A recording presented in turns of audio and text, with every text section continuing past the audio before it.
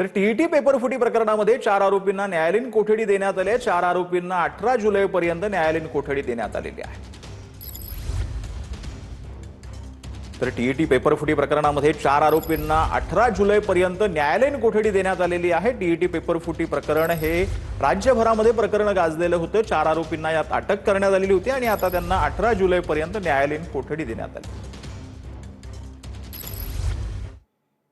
तर बीआरओ निधी गैरव्यवहार प्रकरणामध्ये सीबीआयनं छापेमारी केली। देशभरामध्ये सीबीआयनं 26 ठिकाणी एकाच वेळी छापेमारी केली। बॉर्डर रोड्स ऑर्गनायझेशनकडून होणाऱ्या कामांमध्ये भ्रष्टाचार झाल्याचा आरोप आहे।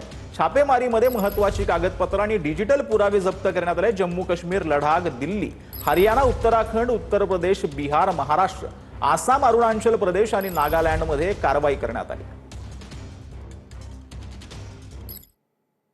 तर राम मंदिरातील दान चोरी विरोधामध्ये उद्यापासून काँग्रेसचं आंदोलन पाहायला मिळणार आहे। काँग्रेसचं उद्यापासून राज्यव्यापी रघुपती राघव राजाराम सत्याग्रह आंदोलन पार पडणार आहे। नाशिकच्या काळाराम मंदिरातून आंदोलनाची सुरुवात होणार आहे। काँग्रेसचे प्रदेशाध्यक्ष हर्षवर्धन सकपाळांच्या नेतृत्वात हे आंदोलन होणार असल्याची माहिती आहे।